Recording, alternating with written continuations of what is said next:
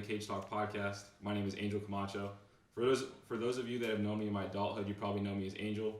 But at home and for everyone that knew me growing up, I'm just Buddy. On the podcast, I'm going to be joined by my dad, whose name is also Angel. I'm the third and he's a junior, so it can be a little bit confusing at times. But in order to avoid any confusion, I'm going to be Buddy on this podcast. So where does the idea of the Cage Talk podcast come from? Initially, it came from Gary Vee.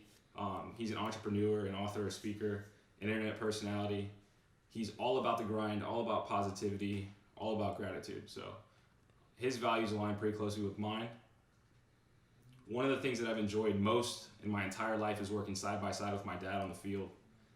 The idea started basically as a quarantine boredom product. Just kind of sitting around, have what feels like unlimited amounts of time to scroll through TikTok, Instagram, Twitter, all of it, spending way too much time doing things you don't need. So it kind of sparked the idea of what can we do to kind of bring a sort of social media that is meaningful, that when I sit down and consume it, it actually gives me a positive takeaway that I can go and use in my regular life. So I found that I spend too much time scrolling through Twitter, Instagram, whatever, you name it, and you don't actually run into a whole lot of mentally stimulating material. It's just kind of stuff to fill the time, things to make you laugh, things to joke, but nothing that really actually gets to your mind and to your soul and that touches you in a way that good conversation does.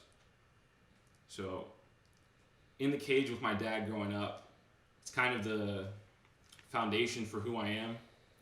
And we talked about everything under the sun. Sports, education, religion, crime, relationships, you name it, we pretty much covered it in the cage. And that was the idea behind Cage Talk, right? Was we spent our time in the cage working, getting better, kind of learning the fundamentals of hard work and trying to get better at a craft, and along the way came all these other life lessons that I wasn't sure that we were gonna talk about, and I'm not sure that I realized the importance of it while it was going on, but as I got older, I definitely came to realize the importance and the significance of all of that stuff that we talked about. So, and obviously, it's different now than it was when we first started those conversations. When I was 8 years old, it's hard to communicate about religion and philosophy and ethics and politics and all that other stuff with an 8-year-old kid.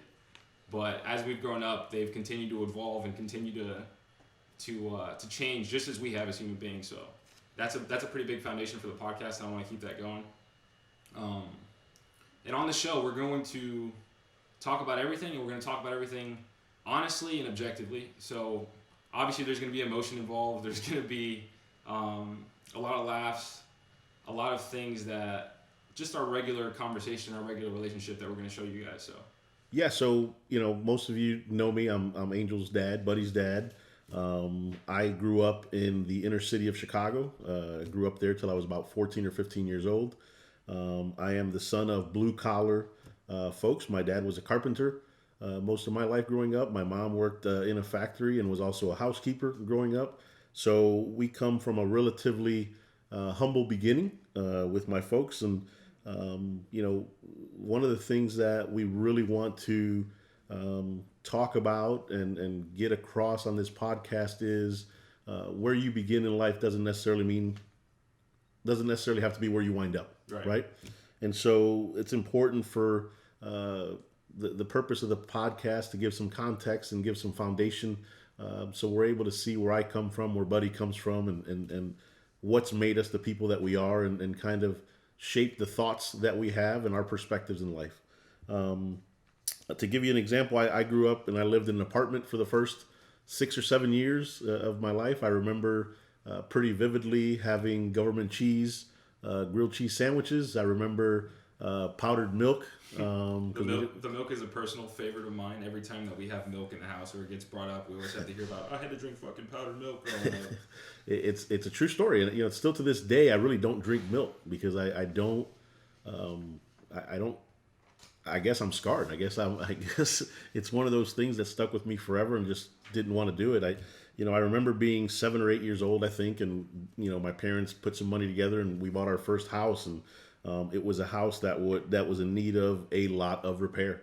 And I remember my dad kind of sectioning off the home with plastic sections to the house, and we would move from one side of the plastic when he was done fixing it to the other side of the plastic, so he could fix that side. And he winds up finishing the house about a year and a half or so, and then winds up putting it on the market and selling it. And so we that's kind of how my parents started to put a little bit of money together, and buying their second house and going through that process again, with a very, very similar process of living in sections of a house, until my dad was done fixing it.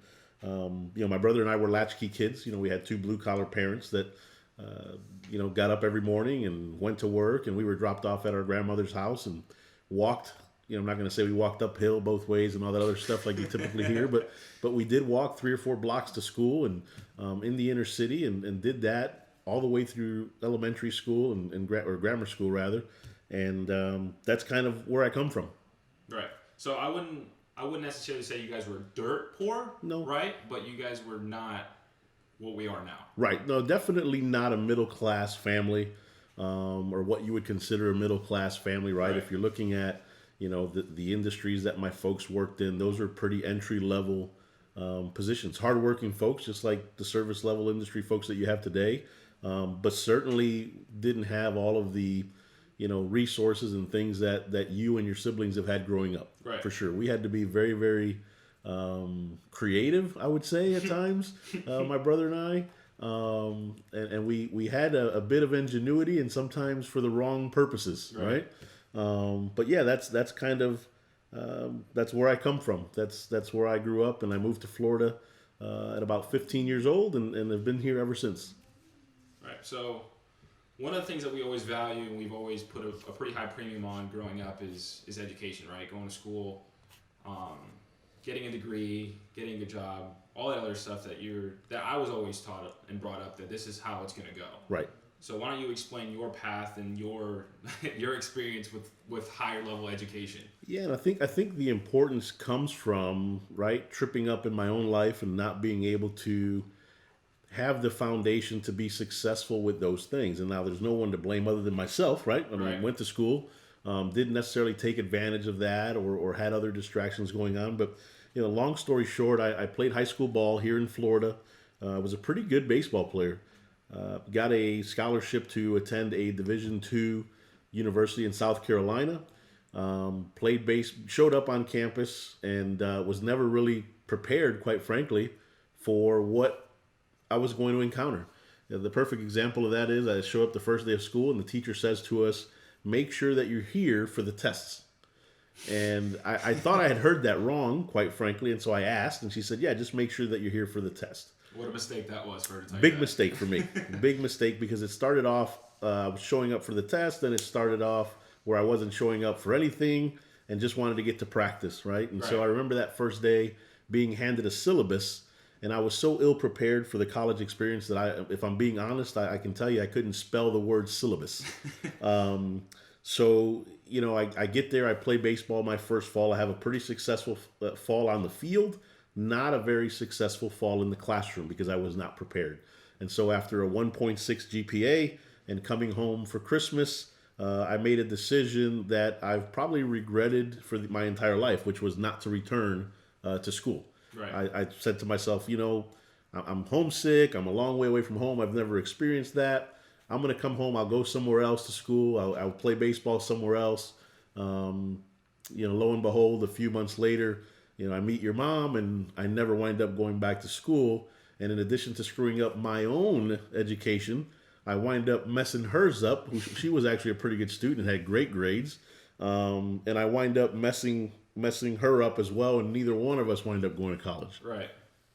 So I'm going to give you guys a couple of stats here that I went back and tracked down. I'm going to link the citation for where I got these stats just in case you guys want to check them.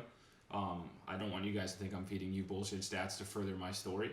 But just for reference, right? I was born in 1997. How old was I when or how old were you guys rather when I was born? I was 21 when you were actually born. Okay. Your mom would have been 20, so she was pregnant at 19 and then had you at 20. Okay, so I've got some stats from 1995, and this is for the general American population at the time. But now this is per 1,000 deaths, right? So I'm just going to births. Per 1,000 births, sorry. For white people, there were 57 births per 1,000 women. So that's 5 between the ages of 15 and 19 who were not married. So which is the category that you guys would have fallen into at the time, right? That's 5.7% of white females between the age of 15, white women rather, between the ages of 15 and 19 that would get pregnant and have a baby. For Hispanic women aged 15 to 19 that were not married, there were 107 births per 1,000 women, which is 10.7%. So if you look at it just by the numbers, Hispanic women are getting pregnant at double the clip that white women would get pregnant in the teenage years, 15 to 19. So just to illustrate that, speak on that from the culture. Why does that happen? Is there a lack of education? Is there a lack of, what is there a lack of? There's something that's missing there. There's a disconnect. Yeah, I think I would start with a lack of education, right? I think that most Hispanic parents, and I'm not saying that, every single white parent has the birds and the bees conversation, but most Hispanic parents, I can tell you, I never had that conversation with my folks. Right. I'm not saying they shied away from it or didn't have it, but maybe we just weren't equipped to have that conversation or didn't have the ability to sit down and have that kind of honest conversation, right? And maybe that's part of it. There's definitely a part of it that's education based as well. I don't know what the statistic is, and maybe we could look at it, but when you're in a lower income family, it's going to require 2 incomes, right? In order to be successful and pay rent and feed your family. And so, us latchkey kids running around the streets with, our parents home at 6 p.m. didn't have a ton of direction or influence. And I'm not saying they were bad parents, but think about that. Think about how much free time you have with your peers, right? At that age in an inner city with a lot of distractions, a lot of different things. So there's a lot of different avenues that you can go without having a true role model to say, hey, man, you may not want to do this and you may want to take this route instead. Right. So I don't know. It's pretty alarming that it's almost double the stat. But yeah, I tell you all the time, from the time you were 8 or 9, I said, you could have been a statistic, pal, Well, I think technically, if you look at these numbers, I think you guys did a pretty damn good job of following the statistic, right? You guys were in the 10th percentile. Whether you want to look at it as the bottom of the top 10, you know what I mean? When we talk about striving for goals and things like that, you always get the percentile ranks and all that. But I mean, if you look at it just from that, I was a statistic. Yeah, I say all the time, I was kind of at 20 or 19, 20 years old.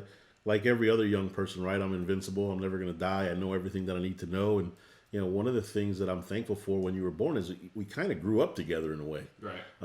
Because I wasn't, and I'm not scared to admit this, I wasn't a man at that point. I didn't really know about direction and commitment and hard work. And so there was a lot of things that I didn't know about, but I did know that I didn't want to grow up with having a kid on Section 8 housing, right? I knew that I didn't want to have to feed a kid, government cheese and powdered milk. I knew that I didn't want to have a lifestyle where we were going to live in a small apartment in an area with not great schools. I did know those things. I just didn't know how I was going to get there. Right. And so, I was fortunate down the road to get a couple of mentors that really took me under their wing and kind of taught me some things about life in general and hard work and perseverance and a lot of those traits that I really didn't have, quite frankly, growing up. Right. And so I'll forever be thankful about that. But, talking about, our youth and growing up, my brother says it all the time. He had no idea that he'd be alive this long. Right. When you grow up in an inner city, things are very, very different. Opportunities are very, very different, very slim and seldom in between. And so, that's one of the things we always talk about is, just because you're born into a situation doesn't mean that you have to choose and accept to remain in that situation. Right. And I think some of the people that are going to watch this podcast that don't know, that know you but don't really know you, are going to be like, "This is bullshit. These guys have." His son went to school in St. Johns County. Right. They're white collar folks now. They don't get to see the track, right, the path here, right? So I don't want to I don't want people to listen to this and be like, oh, these guys are puffing their chests out. They're putting on a show for the podcast. Like, this is real life. This is something that you had to deal with. Yep. And basically, that was the whole message behind this, is there's a whole lot more to people than what you see. Yep. And being able to respect that and being able to understand that beyond just the face value of what you take them at. Yeah. I think what I did know, and maybe not consciously, right? But I did know that relationships with people were important. Right. And so I've always been someone that's tried to treat people the right way, do the right thing. And really, the two biggest breaks that I've had in life were because of people that knew me and knew the type of person I was and were willing to give me an opportunity because they saw something. Right. And then you got to take advantage of that opportunity when given the opportunity. You've got to kick the door down. And you've got to work harder than the next guy, because I didn't have a degree to fall back on. I didn't have, management history to fall back on. I was given an opportunity. I was going to take the most of the opportunity. And I think being competitive in sports and in life is a big thing, right? I learned my competitive spirit in sports, but it translates for me through business, right? When I'm side by side and in my current role now, and I see the guys that I work with or the gals that I work with, I want to be better than them, right? Not in a bad way, but I know that I've got to work double hard because I don't necessarily have the background and some of the educational foundations that they had growing up. Right. So now that we've got your story, we understand where you come from. I'm going to get into mine a little bit and kind of highlight the difference between mine and yours. So, and the other thing I wanted to really speak about that I appreciate more than anything now as I've gotten older and kind of understand how hard just relationships are in general is in 1950 versus 1995, which I'm sure the numbers are probably trending higher now. If you were married in 1995, you were 3.5 times more likely to divorce than if you married in 1950. So you guys got married in 2000, right? Yep. I made her wait. I'm sure. I was a catch. I'm sure. But that's one of the things that I appreciate, because your parents divorced. Yep. Mom's parents divorced. A lot of your friend groups and your friendships at the time maybe never married or divorced.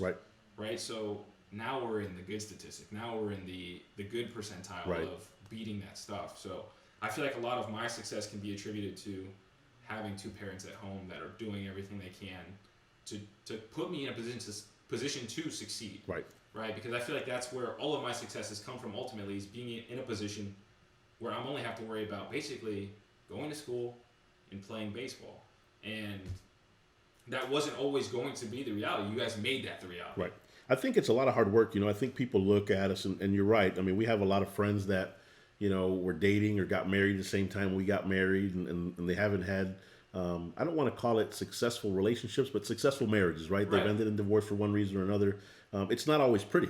You're going to work in a relationship, any relationship, in a marriage especially. And I think the biggest thing that has been beneficial for us is we've always been able to align what our vision for the future is, what our goal is for our children, and we've always put that ahead of everything else. And so when you're able to do that, it makes everything else kind of fall in place. It's not always easy, but it does help if you have a common goal and a common vision for where you want to wind up. So for me, with that being said, growing up, we lived in Orlando the first 12 years of my life. Started off in an apartment. You guys are grinding, I believe, waiting tables from the stories I hear. Yep. Waiting tables, multiple jobs, pretty much anything to get by. You'd get a job designing pools, which would later go away during the 2008 recession, but that'll be for another podcast. Moved to Ocala when I was 12 or 13, 7th grade, and then been in Jax ever since, which I think moving to Jax was probably the best thing that we ever did. Yeah, it's been great here. Well, getting here and then never leaving, because we had the opportunity to leave also. But we've built our home here. We've built our life here. I went to college and high school here. This is our place, right? So this is something that I wanted to highlight just because we bounced around. I went to 3 different middle schools, right? And it was at a time where a lot of the people that I would eventually get to meet here, they had been here forever. So they get to go to school with the same people, get to know the same people, they get to grow up. It wasn't always a set in stone thing for us at that time because of the economy, your job, all that other stuff. Yeah, which is one of the things I'm envious for some people. They have, like, whenever you hear someone say, "Oh, I went to grammar school with this person and they still live in the same house their parents lived in, or their parents live in the same house," and I always think back, man, how cool is that? How cool would that be to have a friend when you're 40 years old that you've known for 35 plus years because you grew up in the same neighborhood, in the same town, and went to the same schools. And so, as I think back for my kids, that is something that I wish, we would be able to have. But again, we've wound up in such a great opportunity and position for all three of the kids that small price to pay, in my opinion. Yeah, definitely. And like I was saying, for me, it's just I've only had to worry about two things, like just perform in the classroom. That was the most important thing, right? Because we always talked about baseball's going to end at some point. Like, you're more than a baseball player. Your mind is going to take you way further than your swing or anything else is going to. Which, don't get me wrong, I'd love for my swing to continue to take me a little bit further at this point. Yeah, me too. But just stressing the importance of school and education and being a good guy over all the other stuff. Yeah, and like I said, a lot of that comes from my own failures in life, right? Not being able to finish that and understanding later on in life how important of a foundation that provides, how many doors that can potentially open for you in the future. And I think that's why it was something that we talked about so much in the cage. We talked about, a lot of parents had a goal, oh, my kid's going to be the next big league baseball star, or my kid's going to be the one thing we always talked about was making a high school team. And when we got to that point, we were getting a little older and it looked like you'd be able to do that. It became, man, how do we get to a D1 college, right? How do we get to the next level? And I think without knowing it, without consciously sitting down and writing those things down, we were setting goals, right? We were setting goals and then we were checking them off as we went. And then we would kind of reinvent and say, okay, what do I need to do to get better at the next level, right? How do I not, after a freshman year in college, for example, remain a 230 hitter? Right. What do I need to do to continue to progress and grow and be the best that I can be and provide value for the organization that's taking care of my education? Right. So off that, let's talk about one of our favorite topics, one of our favorite words, right? Perspective. One of my favorite words. You're right. So how do you go and define perspective to somebody that A, has maybe never thought about the word in that sense, and B, what does perspective do for setting yourself up for success in whatever it is you're doing? So I'm going to take the first part, right? So how would I define perspective? And I think the easiest way to define that for me is, how do you look at the situation that you're currently in, or a situation that comes up? Right?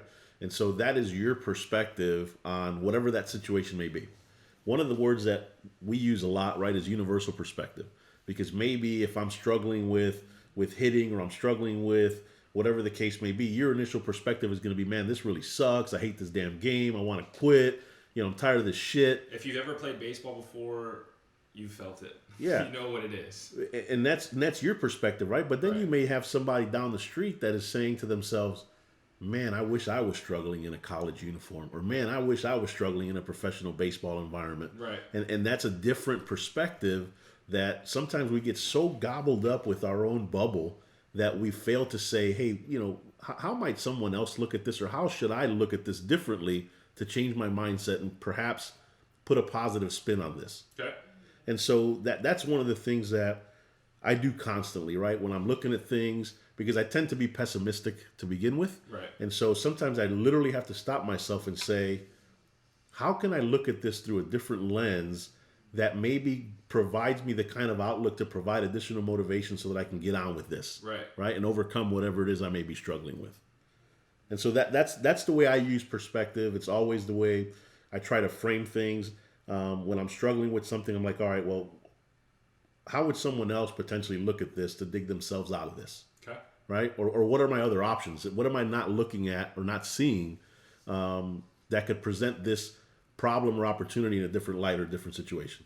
So how does that view, being able to kind of take a step back and look at it, almost the bigger picture while it's right in front of you, which is a skill that I'm developing, I've gotten better at, but obviously still a long way to go. And in my profession, it's a very hard thing to do while you're in it, right? You become so immersed in the work and the competition and the lights and the people, and there's so much stuff around you that you kind of lose sight and lose track of, hey man, I wasn't sure that I was ever going to be here, and I'm here. Right. So let's try to take a little bit of a better approach to it, so maybe I can have some more success, or maybe not even more success, but just some more fun while I'm here. Yeah. I've spent so much time, so much time beating myself up over results on the field when the only person that really cares about the results is me. Yep.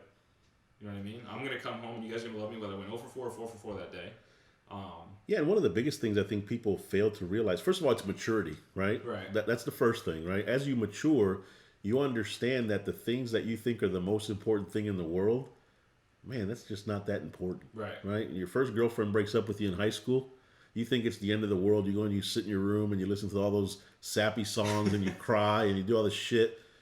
And then the next hot one comes along and you're dating that one and you think, man, that wasn't the end of the world. It's the same thing in life, right?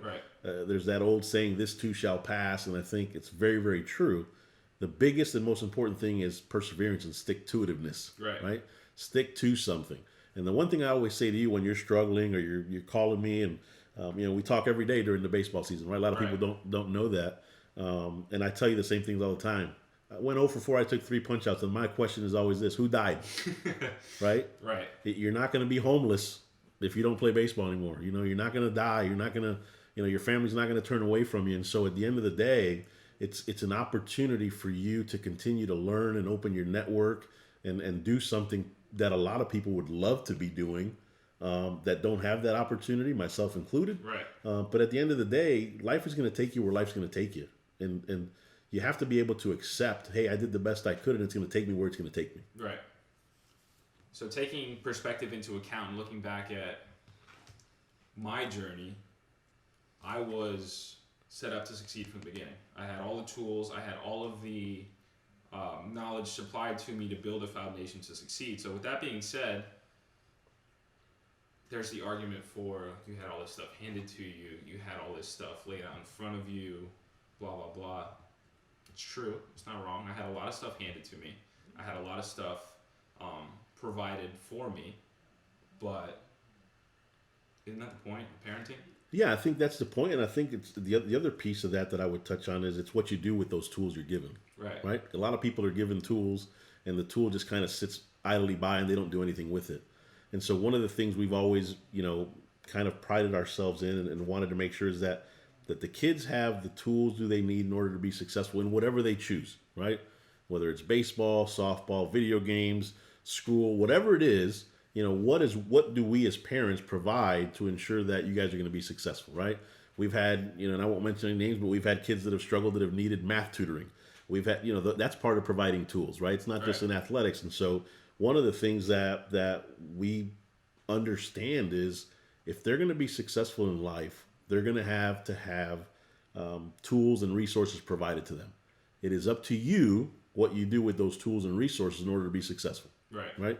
And so again, I'm not a believer in handing things or giving things out, but I am a big believer in providing those resources that are needed in order to be successful. Right. And that's one thing I wanted to talk about was that was our transaction. That was our currency. Was still our currency. Still, right? Yep. This is what's expected of you. Yep. You continue to do this. We'll continue to support you in every way that you need. That's right. And that was our currency. That was our exchange of we're not going to give shit to you. Right. But if you take it, we're going to let you have it. Yeah. And if you're an outsider looking in, you just assume, oh, he's got a new bat, he's got a new glove, he's got this, yeah. Right. But they don't realize, hey, there were some grades that had to be accomplished in order to get those things. Right. Or there was this, that, or the other that had to come first before those things were provided. Right. And that's why I continue to bring it up and I continue to kind of put it to the forefront of this conversation specifically because that was important and that's kind of how I value my relationships now is it's not about like what can you do for me, but that was our way of showing love. Was we showed it through work. Right. And it was you're sweating. I was bleeding. You weren't bleeding. Right. I was the one that was bleeding, but you're there with me. My pockets were bleeding. Your sometimes. pockets were bleeding, but you were in the trenches with me. Yeah. And we don't always say I love you. We don't always say thank you, but that's our way of saying I love you. That's our way of saying thank you. Right. Are you going to be there with me when I need it? Are you going to be there with me trying to get me to where I want to be? That's right. That's the way that we show love. Yep. Right, and that's it can be tough at times, yep. Right? There's been many times where I've said I want to quit baseball. I don't think I said fuck you, but I was definitely thinking it. I could hear the thoughts. I could hear them many times. But that's just our way of showing love, yep. Right? Is the support, is the passion for what you want to do and how you want to do it. Right. And I always chose the tougher road for you, right? And so one of the things I think about when we're having this conversation right now is, we're playing in a tournament in Haines City, and I think we have 9 players. How old was maybe 9 or 10 years old, and I'm guest coaching on another team, and you're playing shortstop, and there's a ground ball. You bend over to take the ground ball, and the ball takes a bad hop and hits you in the mouth. Do you remember that? I've been there more than a few times. And I walk out to the field, and you're probably, I don't know, 9 or 10 years old, and I said, hey, man, you got to get the fuck up because there's nobody else coming. We don't have anybody else. Right. And, your mouth was bleeding, and you got up, and you finished the game, and, it reminds me of another story that I'll save for another time, but it was the catching story where you broke your finger. That was a better one. And but it's always been about not allowing you to take the easy way out. Right. Because I wanted to develop character. I wanted to build perseverance. I wanted to have you understand that in life you got to continue to fight, and even with a bloody mouth. Right. So I'm going to take me through, I'll take them through kind of draft day, and then I want you to talk about what you told me later that night after everything kind of settled down, and how that conversation went. But to start, I get a call before the draft starts, a couple days before, from the Blue Jays. Hey, we're looking to take you, and if we can, somewhere between the 7th and 10th round. Nothing set in stone. We'll be in touch. On the second day was what I was told. So first day comes around. Obviously, I'm not expecting anything on the first day. Right. That's where all the guys are gonna get paid go. I was a senior. I was about to turn 22 years old. That money was not meant for me. Yep. But anyway, I'm still expecting some sort of contact on day one for day two. Like, hey, this is how this is gonna go. Day two, we'll be looking out for you. Didn't hear anything. Yeah. Nothing. Right. Dead silence. That was a tough day. Tough day, right? I got really excited when they told me that. Hey, we're gonna try to pick you up in 7 to 10, second day, whatever. Didn't hear anything, so I'm like, fuck, nothing's gonna happen. So I stayed up with my brother till 6 a.m. that night, just playing video games, like trying to get away from it. Couldn't go to sleep. Obviously, I wasn't even gonna try to go to sleep. I was too amped. So stay up with Nick all night playing video games. Set an alarm. I think the draft started at 1 o'clock. Set an alarm for 12:30 so I can wake up just in case anybody calls right before it starts, just in case anything happens. Wake up, nothing. Nobody texted me that night, so I'm like, fuck, again. Right? I'm sitting in my room, open up my computer, watch 3 through 5 or 3 through 6. Still no call, nothing. Shut my computer. I'm literally laying in my bed, like still in my underwear, not functioning, don't want to move, nervous, excited, all of it. Still nothing. Right. I get a text from my best friend, Taylor Westbrook. He said, hey, I'm coming over. I said, for fucking what? He said, just in case something happens, like I got a good feeling about this stuff. I'm like, whatever, dude. Like you can come over. I'm not even dressed. I'm still laying down. Whatever. He comes over. Less than 10 minutes after he comes over, I get a call from Matt O'Brien, who's the Blue Jay scout that eventually drafted me. He goes, hey, would you take $5,000 in the 8th round? And there was maybe like a millisecond that I maybe wanted to ask for more money, but I didn't even have time to think because my mouth just said yes, right? It's in, it's done. I'm ready to go. Let's do it. So I'm still in my underwear. I'm sitting on the couch next to Taylor, like in my house. Not a care in the world. Walk into my parents' room. They're laying down. My dad has his computer screen open. I'm 100% sure he had the draft open. They're listening. Tell them, hey, Blue Jays guy just called. They're gonna take me in the 8th round. That's it. Like, right? It's gonna happen. So we set everything up in the living room. I'm freaking out. I'm still in my underwear. My dad's like, go put some clothes on. I go put clothes on, get dressed, go sit in the living room. Like I'm nervous, sitting in front of my computer because it's not even televised on MLB Network. We're watching it on our damn computers, right? On my iPad. On your iPad, sitting there, nervous. I don't even know why I'm nervous because they just told me I'm getting drafted. Here was the cool thing for me. So the Blue Jays called and you had that conversation on your own.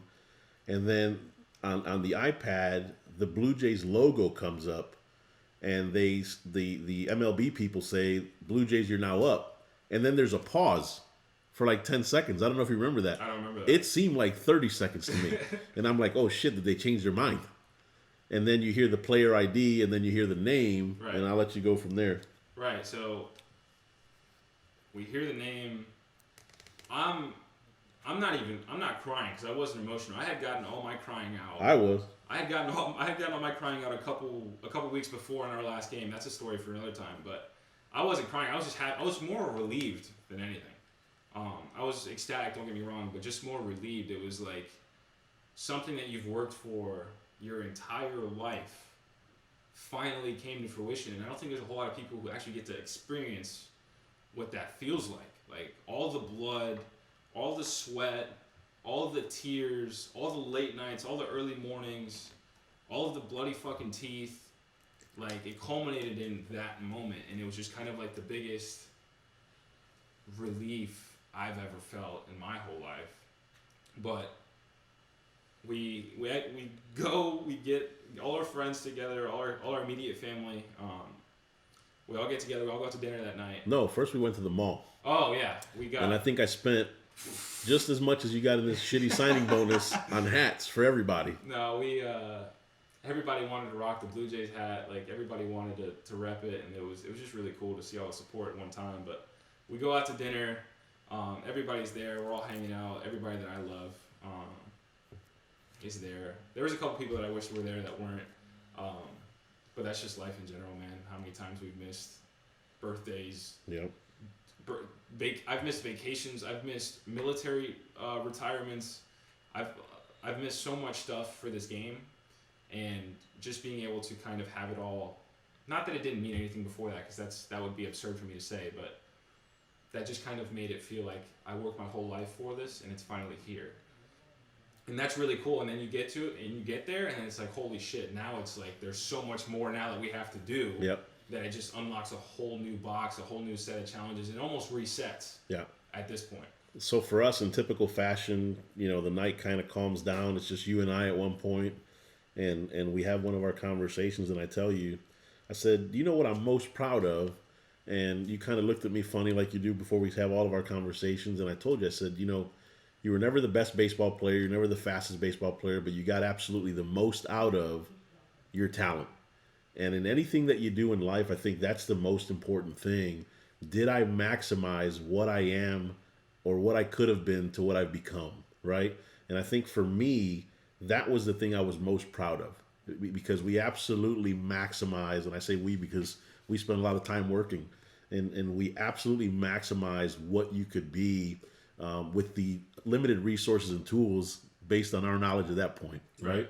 Now you go and you spend a season in pro ball, and you come back with all these new tools and tips and tricks and resources that we have, and my expectation is that we continue to evolve into a better baseball player because of all the new stuff that we're working on, right? And that's what we talk about all the time as people too, off the baseball field, is continuing to evolve and grow and get better in whatever it is you're doing. I've had coaches my whole life say, "Oh, if you're not getting better, you're getting worse." Yep. A lot of truth to that. But I've heard it so many times that I fucking hate it now. But I just like to more take it into the perspective of I'm going to continue to get better every day in whatever my craft is. And that's something that's applicable to everybody, everywhere. Yep. Absolutely. So let's, as we start to, kind of wind this episode down, tell me a little bit about what your vision is for the podcast, what you see moving forward, what you would like for this to become. So for me, the vision for the podcast going forward is just for people to be able to sit down or stand up or walk or run or drive with people who they care about and who they love. I want them to be able to sit down and have open, honest, vulnerable conversation, just because that's the foundation for why I am who I am today, because we had those conversations. Right. And for me, it happened. All the conception of all those conversations was always the cage. It was always that. And that was always our way of kind of making our work fun, right? Because you never want work or practice, rather, I say work, I mean practice, to feel like work, right? It's got to be hard. It's got to be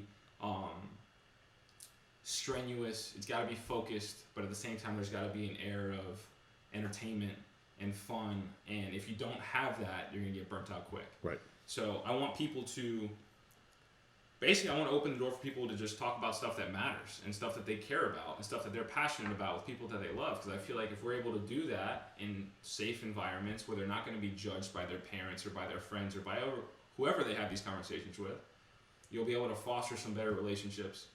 And I think you'll bring people closer together that way, ultimately. And going forward, the vision for the podcast, I want people to be able to relate to it. right? Because if people don't relate to it, they're not going to listen to this shit. They don't care about the fat guy and the awkward tall dude that are just sitting here talking about whatever we're talking about, right? They have to be able to relate to whatever it is we're saying. I'm actually pretty buff. I mean, I am. That's what I want. I want people to be able to listen to it and be like, okay, these guys are me. Like, I am these guys. That's more what I want. I don't. And there's a certain kind of an air of, I don't even know what the word I'm looking for is for me being a pro athlete. It's like, oh, like from people I meet sometimes, or they look at me and they see the way I look and I'm big, and they're intimidated. And it's like, you shouldn't be intimidated of me. Yeah. Like there are times where people just seem scared to talk to me, and they think I'm this or they think I'm that. And they're like, oh, you're a lot nicer than I thought you were. I'm just like, fuck. What do you mean?